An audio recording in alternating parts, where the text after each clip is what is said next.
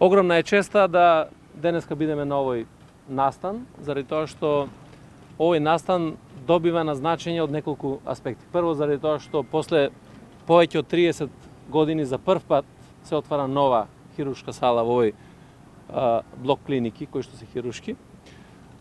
Второ, заради тоа што таа е направена на најсовремен начин, со најсовремени материјали кои што гарантираат навистина најдобри услови за спроведување на оперативните зафати на Универзитетската клиника за торакална и васкуларна хирургија и сала која што не е само најдобра во земјата, туку во целиот овој регион.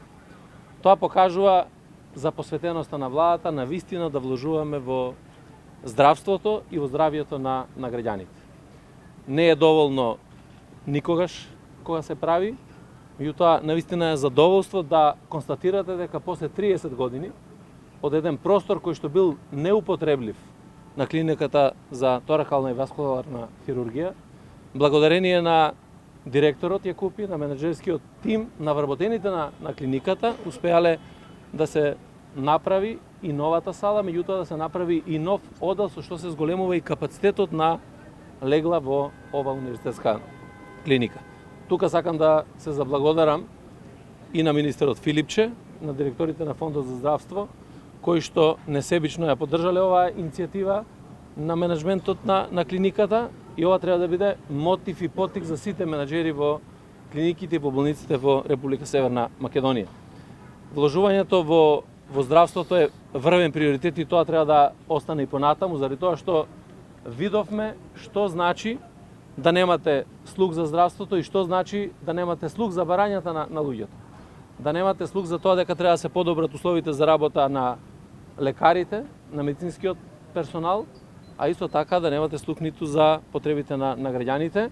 Тоа допринесе да многу од лекарите заминуваат надвор од државата и сега имаме навистина многу тешка задача да створите услови и да ги сочувате сите потребни капацитети човечки во државата, меѓутоа и да правите напори да ги вратите лекарите кои што заминале надвор од нашата држава.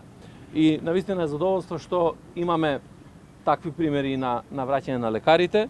Вложувањето во човечкиот потенцијал, впрочем, таа е определба и за буџетската 2020 година, покрај вложување во материјално-техничките капацитети на институциите, да вложуваме многу и во човечкиот потенцијал.